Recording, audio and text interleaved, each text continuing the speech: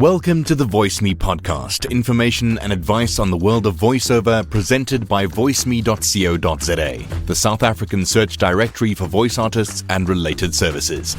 I'm Andrew Sutherland, founder of VoiceMe, and in today's episode, we're exploring not just how to read a script, but how to solve it, like a director, analyst, or emotional interpreter.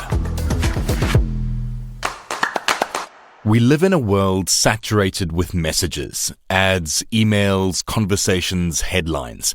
But how often do we pause to decode what's happening beneath the words? That's where the skill and craft of script interpretation and analysis offers us some powerful lessons. This episode will show you how to uncover subtext, analyze intent, adapt across contexts, and deliver performances that actually resonate with authenticity, not just surface polish. So let's begin with something fundamental to powerful voiceover work, and also yet so often overlooked: discovering the subtext and purpose of a script. A script isn't just a collection of words to be read. It's a layered communication tool designed to move someone, to shift their mood, spark a decision, build trust, or plant a memorable idea. But that effect lives not just in what is said, but in what is meant. That's subtext. And as voice artists, our job is to dig beneath the surface and find it. Consider the phrase, "try it today." On the surface, it's a simple call to action, but depending on the context, it might need urgency and persuasive energy for a flash sale, playful enthusiasm for a lifestyle brand, or calm reassurance for a wellness product. Without understanding the subtext, the why, even a technically flawless read risks feeling hollow. So how do we uncover that deeper emotional layer? Here's a 5-step process I recommend. Step 1. Understand the brand's voice and audience.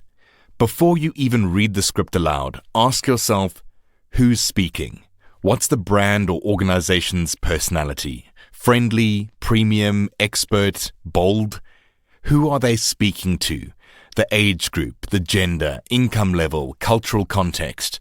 And what do they want that person to feel or do? You're not just delivering lines, you're delivering intention. And knowing the target audience shapes every emotional decision you make in your read. If you don't know the brand, look them up. Watch an advert, browse their website, listen to how they speak to their customers.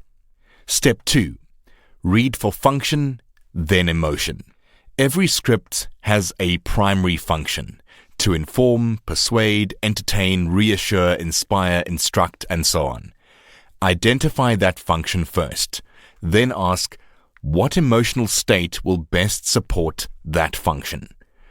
Reassurance requires warmth and steadiness. Persuasion might need energy, conviction, and pace. Instruction benefits from clarity and calm authority. Here's a practical exercise. Take the line, "We're here to help." Say it like you're comforting a distressed friend. We're here to help. Now, say it as a confident leader stepping in to solve a challenge. We're here to help. Finally, deliver it casually with light humor, as if making a friendly promise. We're here to help. Notice how the intention completely transforms the delivery. Try voicing it 3 ways yourself. Do you feel the shift? That's emotional direction in action. Step 3. Identify key emotional shifts in the script. Don't assume the entire script should sit in one emotional gear. Most good scripts have emotional progression. They build, reveal, or turn. So look for contrasts. Does the message go from problem to solution? Pacing. Where should you pause or slow down to let a point land? And energy levels. Does it open warmly and then end on a high call to action? Mark these shifts. They are the emotional beats of the performance. Step 4. Ask the why now question. A simple but powerful trick. Ask yourself, why is this message being delivered right now? Is there a problem the listener has? An opportunity the brand wants them to take? A feeling they're supposed to walk away with? Knowing this adds urgency and relevance to your delivery. 2 key ingredients that make your read feel alive and connected. Step 5. Emotional truth over vocal tricks. It's always tempting to perform on the surface. Use a nice tone, a little smile, a polished rhythm. But if it's not rooted in emotional truth, it risks sounding generic or inauthentic. Instead, imagine the scenario, visualize it. Speak to one real person in your mind, someone you care about, or someone who matches the intended audience. Feel the words, don't just say them. A single well-connected line delivered with emotional integrity will always beat a technically flawless but emotionally flat read. These aren't just voiceover skills, they're human communication skills. And the better you get at interpreting meaning, the more naturally your voice will connect.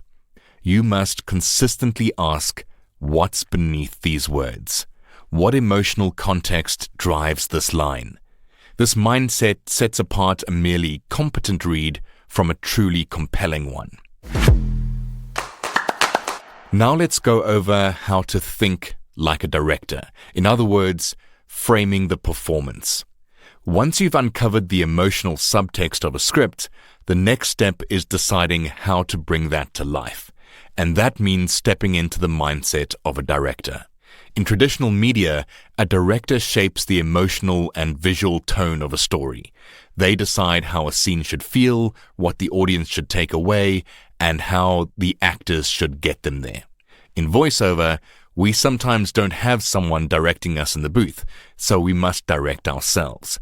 And even if we do have someone giving us direction, it's good to know these techniques anyway. It's not just about performance choices. It's about framing the message with intent, just like a director frames a shot. So start with the big picture. Who's listening and why? Before you hit record, ask yourself, who am I talking to? What's their mindset, their problem, their need? Why now? What triggered this message? What do I want them to think, feel, or do when it's over? These questions shape tone, pacing, emphasis, and even pausing. Let's use a real example. The line, "You've got options." If you're voicing this for a medical insurance product, the tone should likely be calm, reassuring, and supportive. The audience may be anxious or overwhelmed. You've got options. If it's for a mobile data plan aimed at students, it might need a light, playful, almost cheeky delivery. You've got options. If it's for a high-end financial service, you might want an elegant, confident tone that implies empowerment. You've got options. Framing the audience's emotional state is step 1 in choosing the right emotional frame for your delivery. Then, plot the emotional arc like a storyboard. Directors work with arcs, emotional journeys that scenes and characters follow. You can do the same with voiceover. Look at your script like a mini story. It may only be 15 to 30 seconds, but it usually has a beginning, a problem, a hook, or a greeting. A middle, information, benefits, reassurance, and an end, a solution, a call to action, or final impression. Ask yourself, where is the turning point? Where should I slow down for weight? Where do I build energy or land emphasis? Mark these beats on the script. Even a few arrows or notes in the margins can shift your performance from flat to dynamic. Then explore multiple emotional reads, not just variations in speed or volume. When a client asks for 3 takes, many voice artists fall into the trap of doing take 1, normal, take 2, faster, take 3, louder. But what clients often want, even if they don't say it, is 3 emotionally distinct takes. That's what gives them choice. That's what helps them feel which version fits their brand, audience, and intent. I once worked on a commercial where the client wanted a compelling call to action. They asked for it to be upbeat and vibey. That was all the direction we were given at the time. So the voice artist provided 3 takes: assertive and energetic, steady and trustworthy, and light, approachable, almost playful. To our surprise, The client liked the playful one, even though the assertive and energetic take was what they originally had in mind.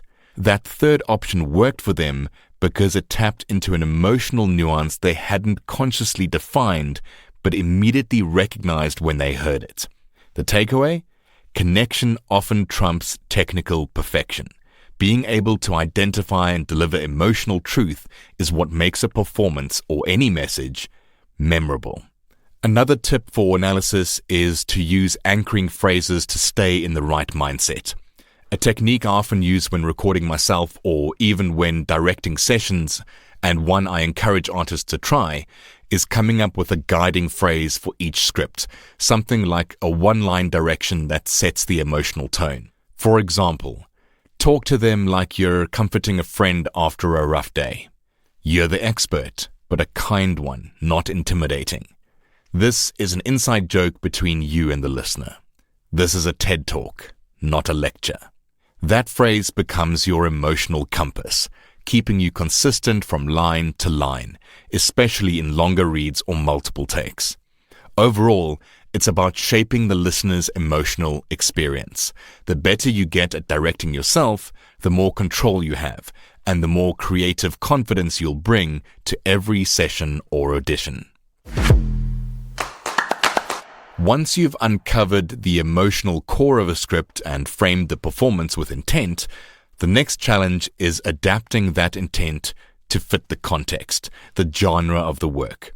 Different genres come with their own set of expectations, conventions, and emotional boundaries.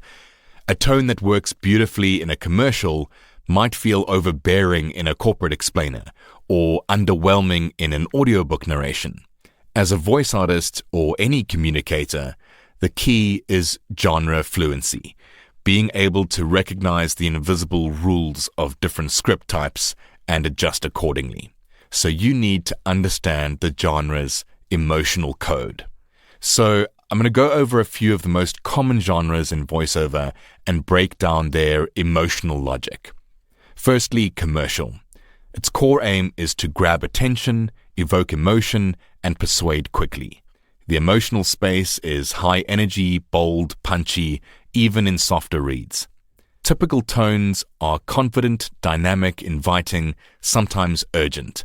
And a pitfall is overacting or sounding too salesy. The best commercial reads still feel real and conversational. For example, the line, "Let's get started." In a commercial, bright, motivating, energetic, like a personal trainer starting a session. Think, "Let's do this. It's gonna be great. Let's get started." In corporate and explainer AV, the core aim is to inform, to reassure, and build trust. The emotional space is calm, authority, clarity, credibility. Typical tones are professional, measured, and approachable. And a pitfall would be becoming robotic or overly formal. You're still talking to a human, just with a business lens. For example, and once again, let's get started. In corporate, smooth, steady, confident, as if leading a team into a presentation. Think, "I've got you. Follow my lead. Let's get started." In audiobooks and fiction narration, the core aim is to transport, immerse, and characterize. The emotional space would be deep engagement, emotional nuance, imagination, and typical tones would be narrative flow, character embodiment, emotional intelligence. And a pitfall would be flattening the performance into a monotone or overdoing characters without control. For example, once again, let's get started. In fiction, this could be curious, mischievous, or ominous, depending on the character or chapter. Think the story is about to unfold, and you're right there with me. Let's get started. For e-learning and educational content, the core aims would be to teach with clarity and engagement. An emotional space would be supportive, structured, and gently motivating. Typical tones would be clear, encouraging, and informative. And a pitfall would be being too flat or too animated. So aim for the sweet spot that keeps attention without overwhelming. For example, let's get started. In e-learning, clear, encouraging, measured, like a teacher beginning a lesson. Think, you're going to learn something valuable, and I'm here to guide you. Let's get started. A great way to build emotional awareness is to take a neutral line and practice reading it in different genre styles. A high-energy retail ad, a warm healthcare explainer, a dramatic moment in a fiction audiobook, a clear, friendly e-learning narrator, or a cool, sleek voice for a luxury brand video. Record each version and play them back to yourself. How did the tone, pacing, rhythm, and emotional color shift? This is the heart of agility, turning your delivery to the emotional needs of the format. Understanding the genre helps you protect your performance from falling flat or missing the mark, no matter how technically strong it is. Being versatile is more than being able to sound different. It's being able to listen to the script and respond to the context with precision and empathy. So whether you're narrating an audiobook, voicing a retail ad, or explaining a new piece of software, every genre asks a different question of your voice. Your job is to answer with the right emotional truth in the right way. So far, we've explored how to uncover the emotional subtext of a script, how to frame your performance like a director, and how to adapt across genres. But like any craft, interpretation improves with practice. Deliberate, structured, reflective practice. Interpreting a script is part instinct, but it's mostly a trainable skill. So here are 3 methods I've used and recommended to countless voice artists over the years, designed to sharpen your interpretive edge and build your creative reflexes. Firstly, script marking. Read ahead and make notes. Mark emotional shifts, keywords or phrases to emphasize, places to pause or lift the tone, and pacing notes. These all act as anchors, keeping your delivery intentional and purposeful. Number 2, cold reading. This is the art of picking up a script you've never seen before and quickly working out who the speaker is, who they're talking to, what they want, and what tone best matches the intent. This is an essential skill, especially in auditions or live directed sessions where you won't always get much prep time. Challenge yourself to pick up unfamiliar material and quickly identify its goal, subtext, and intended audience. This builds adaptability and strengthens your ability to respond thoughtfully in live sessions. So, pick 3 random scripts from different genres. Give yourself 30 seconds to review each one. Record your first read without any retakes. Then listen back and assess. Did the tone match the intent? Were there clear emotional shifts? What could be improved? Over time, your ability to make smart emotional choices quickly will improve, and clients will notice. Number 3 is playback and analysis. Listen like a director. Recording yourself is one thing, but listening back objectively, that's another. Listen to your take not as the performer, but as the director or client. Does the emotion come through? Is the pacing helping or hindering? Are there any unintentional habits? Rising pitch at the end of every line, awkward phrasing, rushed delivery. Listen with the script in hand and mark moments that feel flat or unclear. Then re-record the same script, focusing only on fixing those spots. Don't chase perfection, chase connection. Interpretation starts before the mic is switched on, in the way you prepare, reflect, and explore. You're not just performing a script, you're performing a decision, a deliberate choice about how a message should feel, land, and live in someone's mind. Ultimately, whether you're voicing a script or having real-world conversation, your goal is not just to say the words, but to embody their meaning, delivering connection, weight, and authenticity. Interpretation is where technical skills meets emotional intelligence. It's not just how you read the words, but how well you understand what those words want to do. And just like with any discipline, the more you practice these skills intentionally, the more intuitive they'll become.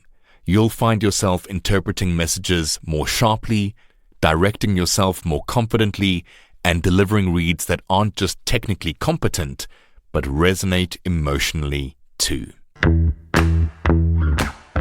That wraps up today's episode.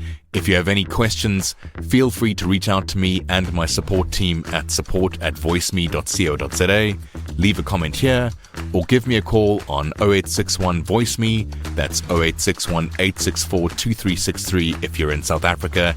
And you can also sign up for a VoiceMe profile at voiceme.co.za. I truly believe that a collaborative creative community, whether you're an artist, client, producer, or talent agent, strengthens our industry. Please like, follow, and engage with VoiceMe on @VoiceMeSA across all social media. If you enjoyed today's episode, please like, share, subscribe, turn on automatic downloads, or click the bell icon so you don't miss the next one. I'm Andrew Sutherland, and that's it from me here at VoiceMe for this week. Cheers for now.